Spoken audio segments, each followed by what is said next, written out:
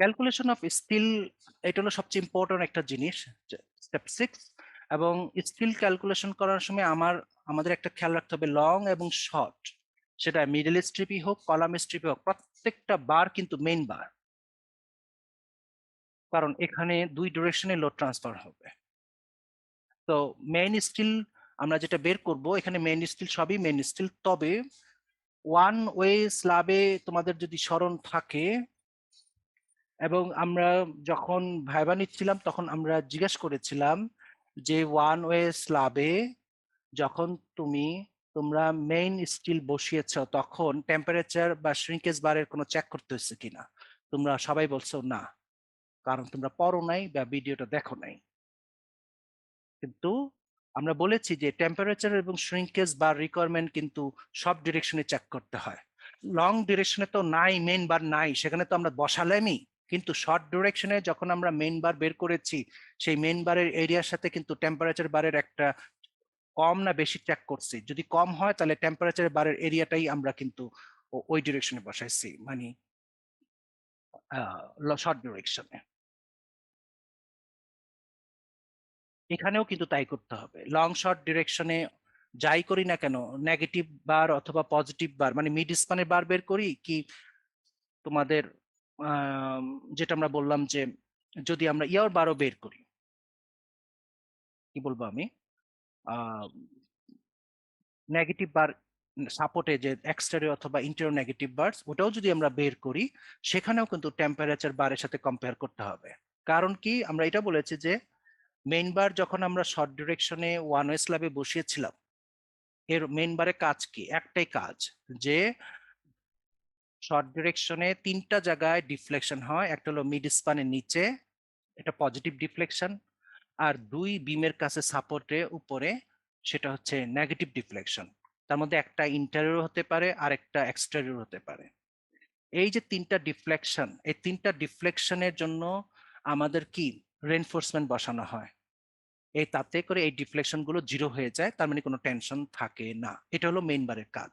কিন্তু একই সাথে মেইন ওই ডিরেকশনে কিন্তু আবার টেম্পারেচারের কারণে শ্রিঙ্ক করতে পারে।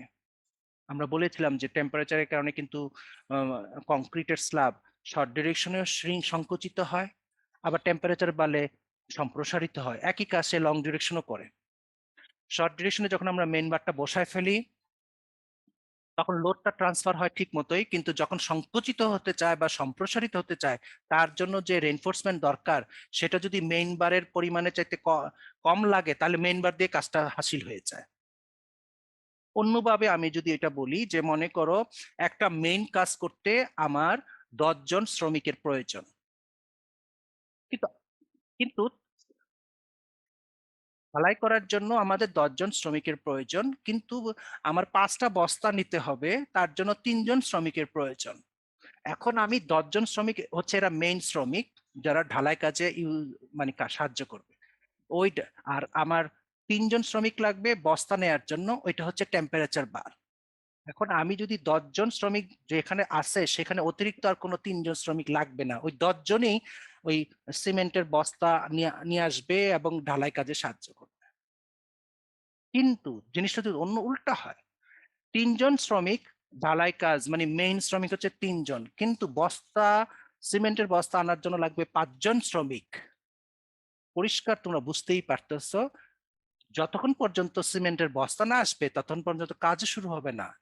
তার মানে 3 জনের জায়গায় 5 জনকে নিয়োগ দিলেই তোমার সব কাজ সম্পন্ন হয়ে যাবে, বস্তাও আনা হবে, ঢালাইয়ের কাজ হবে। তো এখানে বস্তা আনাটা হচ্ছে তোমাদের টেম্পারেচার এবং শ্রিঙ্কেজ বার, আর ঢালাইটা হচ্ছে তোমাদের মেইন বার। আমরা যেটা মিন করতে চাচ্ছি, মেইন বার যে কাজের জন্য আনছো সেই কাজ সে করার সাথে সাথে তাকে কিন্তু টেম্পারেচারের জন্য শ্রিঙ্কেজ, সংকোচন বা সম্প্রসারণ হবে, এটাকেও আটকাইতে হয়। তো সুতরাং টেম্পারেচার বার, যে বারের যে এরিয়া তার চাইতে মেইন বারের এরিয়া যদি কম থাকে, তখন আমরা টেম্পারেচার বারোটাও দিতে হয়।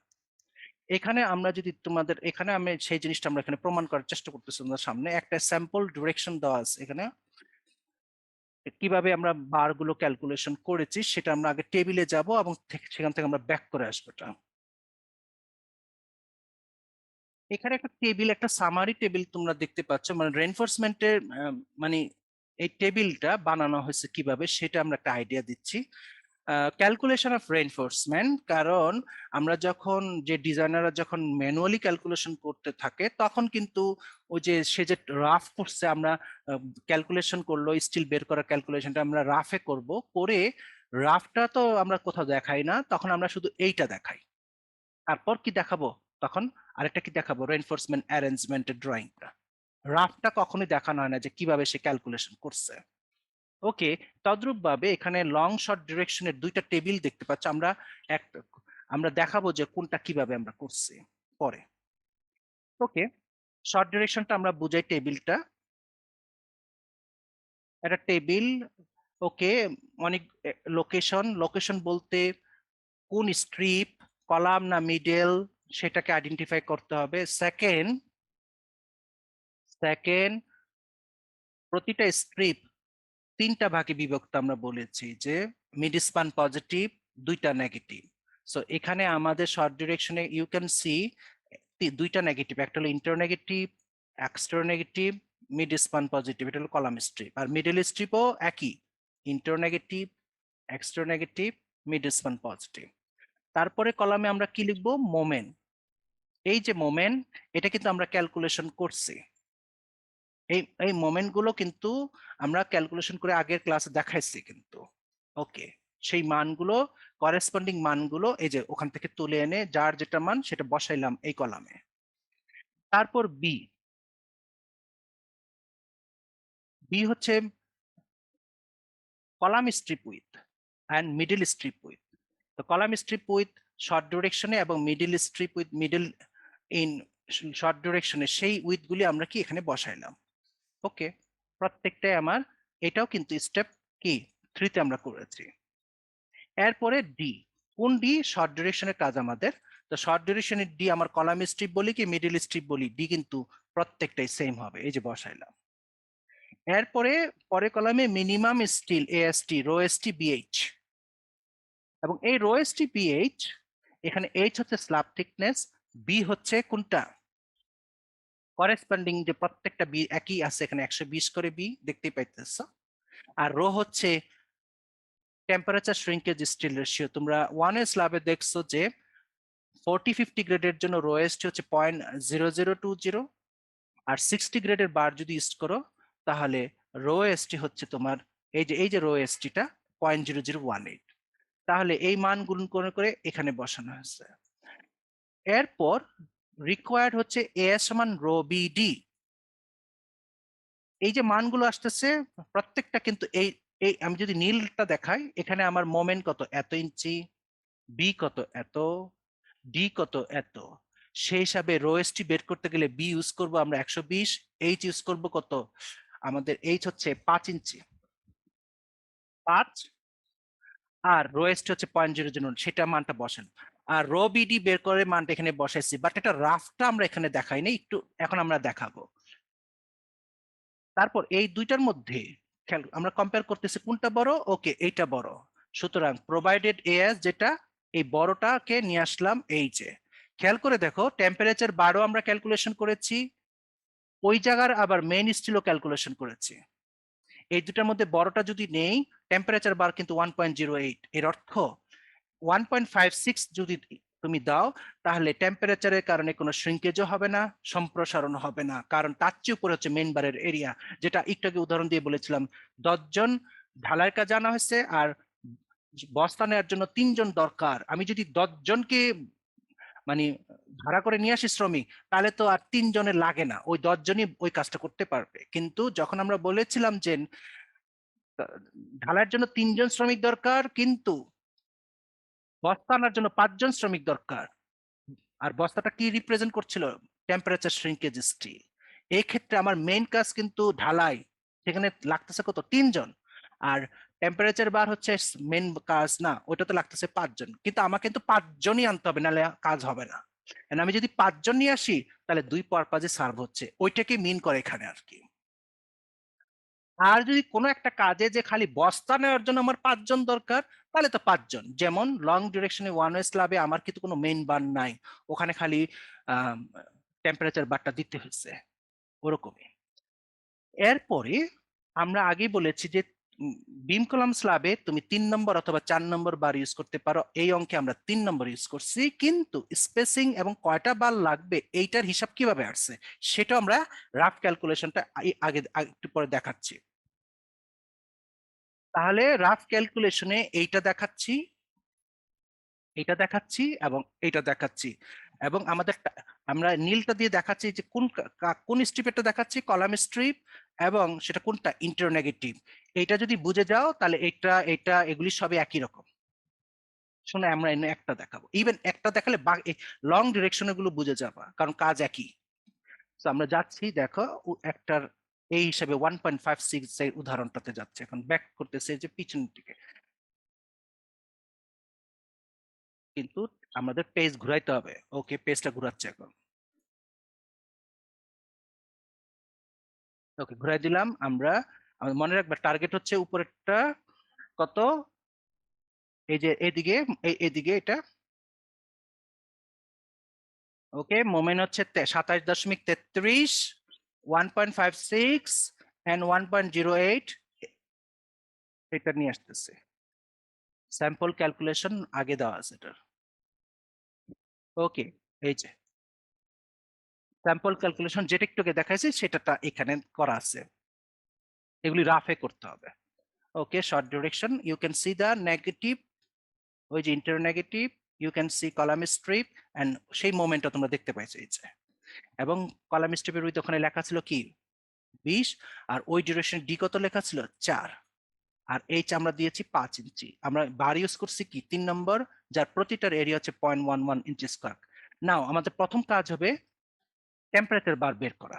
ওকে, মিনিমাম স্টিল রিকোয়ারমেন্ট ফর 60 গ্রেডের বার, রো এস টি সমান এএসটি সমান rho S T B H, এই মানটা কিন্তু রো এস টি, মানে 60 গ্রেডের জন্য temperature shrinkage steel ratio rho S টির মান হচ্ছে 0.0018 বি ইন্টু এইচ। সব মান বসাই, 1.08 ইঞ্চি স্কয়ার লাগবে। You can see minimum temperature bar কত, 1.08। না, এখন মেইন বার, মেইন বারের ফর্মুলা সবাই তোমরা জানো, ইউজ করতে করতে তোমরা একদম শিক্ষা ফেলছো, রো বিডি। ওকে, রো রো এর ফর্মুলা সবাই জানে, এখন তোমরা সবাই শিখে গেছো, এটা হলো রো এর ফর্মুলা ইনটু বিডি। ওকে, আমরা মান বসাচ্ছি, এফসি প্রাইমের মান, এফ এর মান সব বসাও। মোমেন্ট 27.33 কি ফিটে ছিল, ইঞ্চিতে নিতে হবে, এই জন্য 12 দিয়ে গুণ করে ইঞ্চিতে নিয়ে যাওয়া হলো। কি ইঞ্চিতে 0.85, 0.85, ফায়ার মান এই যে 0.90, এফসি প্রাইম 4 কেএসআই 4, বি হচ্ছে 120, ওই যে কলাম স্ট্রিপের যে উইথটা দেখাইছি সেটার মান, আর ডি হচ্ছে ওই ডিরেকশনের ডি 4, বাইরে হচ্ছে বি ইন্টু ডি। সব মান পেয়ে এই দেখো, যেখানে আমরা 1.56 দেখাইছিলাম, বললাম যেটা রাফে করার দেখাবো, এই যে সেটা, এবং সঙ্গে সঙ্গে কম্পেয়ার করেছি দেখো টেম্পারেচার বারের সাথে। যদি এটা ছোট হতো তাহলে টেম্পারেচার বারের মানটাই আমরা নিয়ে নিতাম। তাহলে প্রোভাইডেড স্টিল এইটা এবং এটার মধ্যে বড়টা 1.56। এখন আমরা স্পেসিং বের করব, কিন্তু স্পেসিং বের করার আগে আমাদের এসম্যাক্স ও বের করে নিতে হবে ফার্স্টে। সো এসম্যাক্স হচ্ছে 2s লাভের ক্ষেত্রে দুইটা ফর্মুলা, এসম্যাক্স সমান টুয়াইস এইচ, অথবা এসম্যাক্স সমান কনস্ট্যান্ট ভ্যালু 18 ইঞ্চি, এই দুটার মধ্যে ছোটটা নিতে হবে। Okay, twice H 2 into 5 and 18 inch, 2 into 5 এ কত আসে 10, এটা হলো একটা এসম্যাক্স, আর একটা এসম্যাক্স কত 18, এই দুটোর মধ্যে ছোট কোনটা 10, সুতরাং এসম্যাক্স হচ্ছে 10। এখন আমার বার কয়টা লাগবে, কি কি স্পেসিং, ওই ওই কলামের হিসাবটা দেখাচ্ছি। খেয়াল করে দেখো, number of bar, total bar area divided by যে বারটা নিচ্ছে তার একটা বারের এরিয়া। তো টোটাল বার এরিয়া আমার 1.56 লাগতেছে, আর যেই বারটা নিচ্ছে 3 নাম্বার তার এক একটা বার এরিয়া 0.11, তাহলে কয়টা লাগে 14.21, মানে 15টা। তার মানে 15টা বার পেয়ে গেলা কিন্তু। এখন 15টা বার যদি পাই তাহলে স্পেসিং কত হবে, B divided by n minus কি 1। পুরা আমরা কিন্তু স্পেসিং ফর্মুলা তুমি যখন ইয়াতে শিখে আসছো 1 ওয়ে স্ল্যাবে, তখন কিন্তু স্পেসিং ফর্মুলাটা এরকম ছিল, এ বি গুণন 12 ডিভাইডেড বাই এ এস, এটা একটা স্পেসিং ফর্মুলা। আর এখন যে স্পেসিং ফর্মুলাটা দেখো, B divided by n minus 1, now তোমাকে জানতে হবে দুই স্পেসিং ফর্মুলা দুইটাই স্ল্যাবের ক্ষেত্রে ইউজ হয়, যে কোনো একটা তুমি ইউজ করতে পারো ইচ্ছা তোমার, বাট কখন? প্রথমটা কখন ইউজ করবে এটা?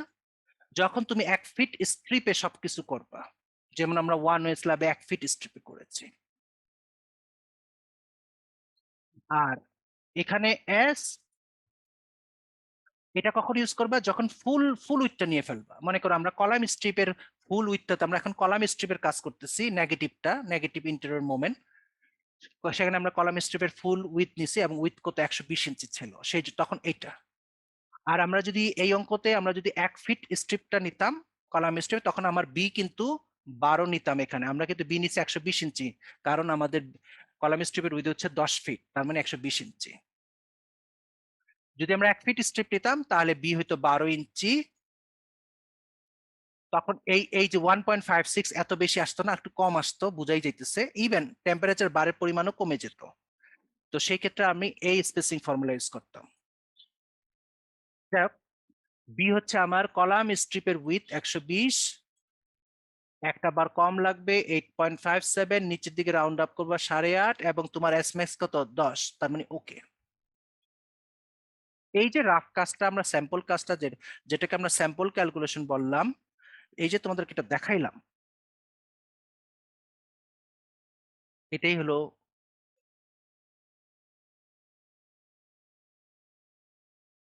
কোনটা যেটা আলাপ করলাম এই এতক্ষণ, এই যে এরকম। আমরা যদি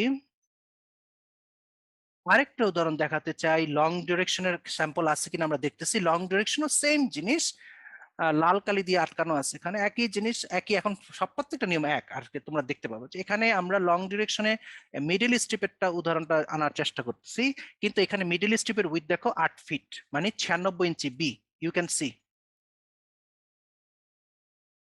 ইভেন কলাম স্ট্রিপও 8 ফিট, সেটাও 96 ইঞ্চি, এবং ওই ডিরেকশনে ডি 3.5 ইঞ্চি, খেয়াল করতেছো আগে ছিল 4। এবং প্রত্যেকটা মোমেন্ট আমরা কিন্তু গত ক্লাসে গুলোতে মোমেন্ট বের করছি, সেগুলির সবগুলি এখানে বসা। কিন্তু একটা জিনিস বারবার আমরা বলতেছি, দেখো নেগেটিভ দুইটা এখানে, একটা ইন্টেরিয়র একটা এক্সটেরিয়র। যাদের ইন্টেরিয়র প্যানেল তাদের কিন্তু দুইটাই ইন্টেরিয়র হবে, তখন দুইটা না লিখে একটা লিখলেই চলবে। তখন আমার এখানে কলাম কয়টা, সারি কয়টা, একটা দুইটা তিনটা, মিড স্পানটা নিচে, তারপর উপরে দুইটা নেগেটিভ।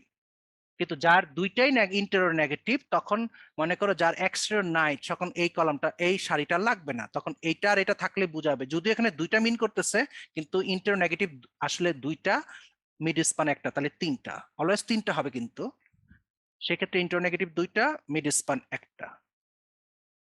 ওকে, আমার ক্ষেত্রে তো দুই রকম নেগেটিভ আছেই, সুতরাং ওটার কোনো সমস্যা নেই। ওকে, আমরা আমরা এইটার ক্যালকুলেশন দেখাবো এখন। মিডল স্ট্রিপ মানটা নিয়ে আসছি, যেটা আমরা গত ক্লাসগুলোতে ক্যালকুলেশন করেছি, সেই মানটা ওখান থেকে। বির মান বসা, কার বি? মিডল স্ট্রিপের বি। ও এবং কোন ডিরেকশন? লং, ওই ডিরেকশনের D. Minimum rho S T BS calculation করো, রো এস টি 0.0018, বি কত 96, এইচ কত 5। খেয়াল করে দেখো মান, আগের মানগুলি বড় ছিল কারণ বি ছিল 120, এখন বি কত 96, মান কমে গেছে। তারপর রো বিডি বের করব, আমরা ওটা দেখাবো যে একটু আগে আগেরটা যেভাবে বের করছো ওই বের করব, এটা এটা দেখাবো। এই দুটার মধ্যে বড় যেটা এটা বসাবো, এবং নাম্বার 3 তে কয়টা বার লাগে, কত ইঞ্চি দূরে দূরে, সেটা যখন আগে যেভাবে দেখাচ্ছি এটা একই জিনিস, একই ভাবে হবে। You can see long duration একটা ক্যালকুলেশন আমরা দেখতে পাইতেছি এখানে, ইউ ক্যান সি যে। ওকে, পরে 7 নম্বর পৃষ্ঠায় চলে যাচ্ছি।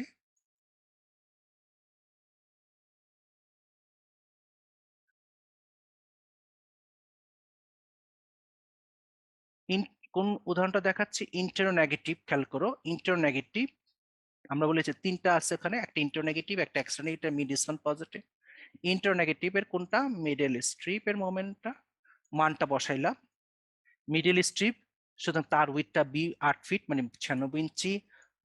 লং ডিরেকশনে ডি লিখলাম, এইচ লিখলাম। কোন নম্বর বার নিচ্ছি? 3 নম্বর। লং শটে কিন্তু একই সাইজের বার নেওয়াটাই ওয়াইজ, আসলে এতে খরচ কমে।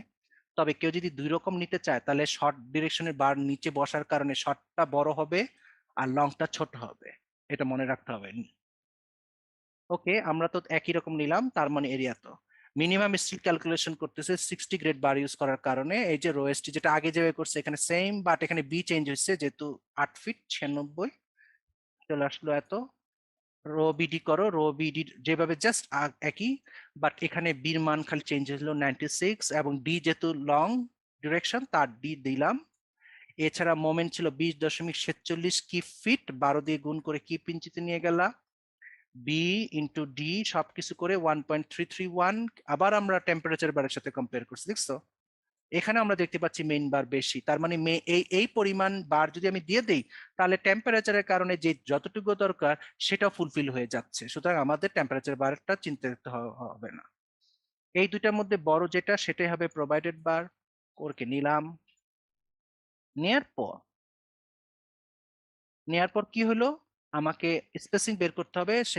সুতরাং স্পেসিং আগে যেটা বের করছি সেটা এখানে একই কথা প্রযোজ্য।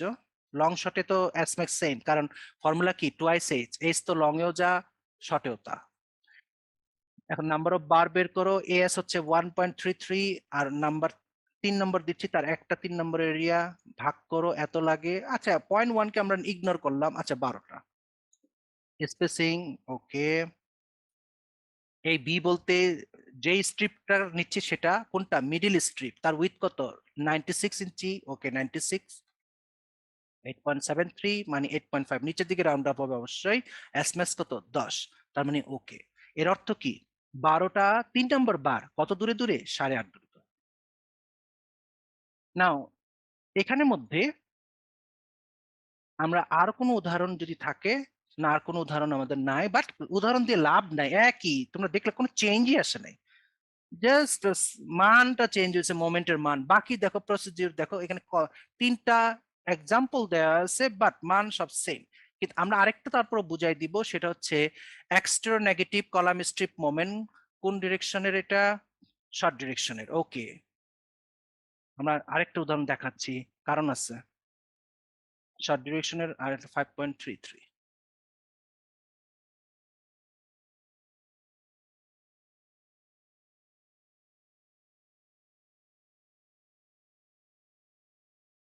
ওকে, শর্ট ডিরেকশনের 5.35 যেটা, সরি। ওকে, আমরা শর্ট ডিরেকশনের এটা দেখাচ্ছি, নেগেটিভ এক্সটেরিয়র মোমেন্টের এক্সাম্পলটা দেখাচ্ছি। এটা তো দেখাইলামই, এটাও দেখাচ্ছি তার মোমেন্ট খুবই কম, 5.35 ফিট, কি ফিট দেখছো। এবং কলাম স্ট্রিপ সেটা কত ফিট, উইথ 10 ফিট, তার মানে বি হচ্ছে 120 ইঞ্চি, শর্ট ডিরেকশনের ডি হচ্ছে 4, রোএসটি বিএচ এটাও দেখাবো এক্ষুনি। রিকোয়ার্ড হলো এইটা, খেয়াল করে দেখো মেইন বারের পরিমাণ খুবই কম। আমরা টেম্পারেচার বারের পরিমাণটাকে নিয়ে নিয়েছি, এতে করে টেম্পারেচারের পারপাস সার্ভ হবে, মেইন বারের পারপাসে সার্ভ হয়ে যাবে।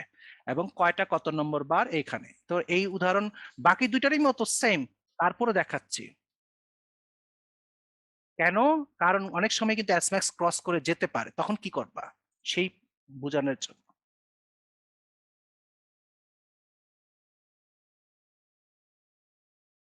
দ্বিতীয় এক্সাম্পল এই যেটা,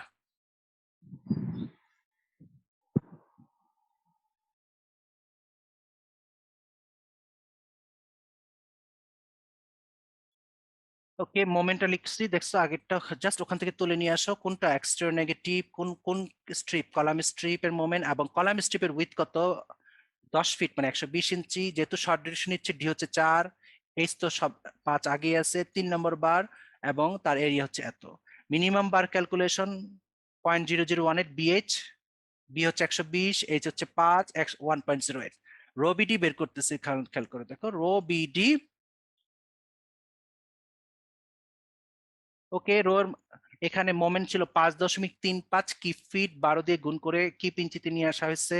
এই যে বি, এখানে কলাম স্ট্রিপের বি হচ্ছে 120 ইঞ্চি, আর ডি হচ্ছে শর্ট ডিরেকশনের ডি 4।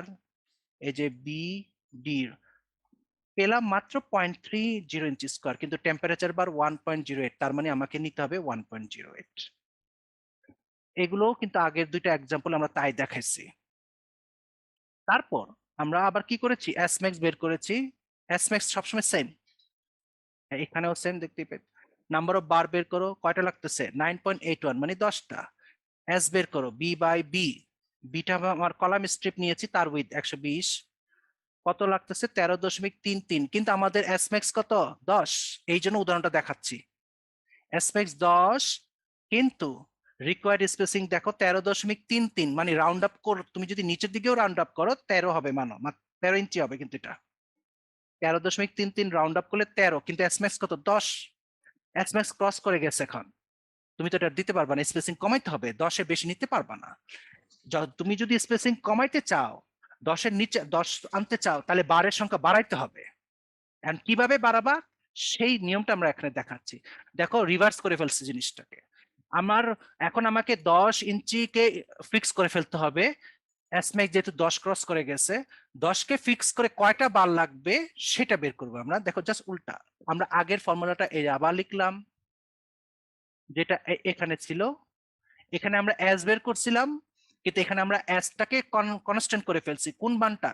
এস ম্যাক্স এর মানটা। ওই দেখো বসেছি 10, আর বি হচ্ছে কলাম স্ট্রিপের উইথ 10 ফিট, মানে 120 ইঞ্চি। এই যে এনটাকে আননোন রাখছি, ঘুরাইয়া ফিরায় কাজ করে দেখলাম, রাউন্ড করে দেখলাম এন লাগে 13টা।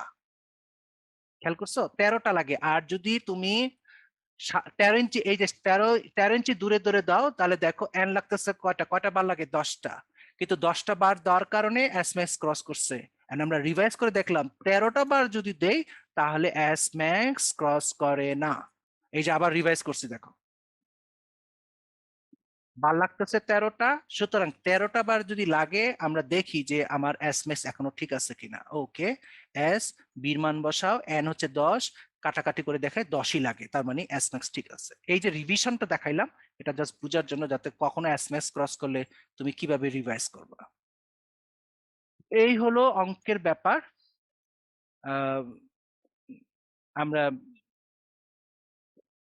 টেবিল দুটা ভালো করে দেখাই দিলাম।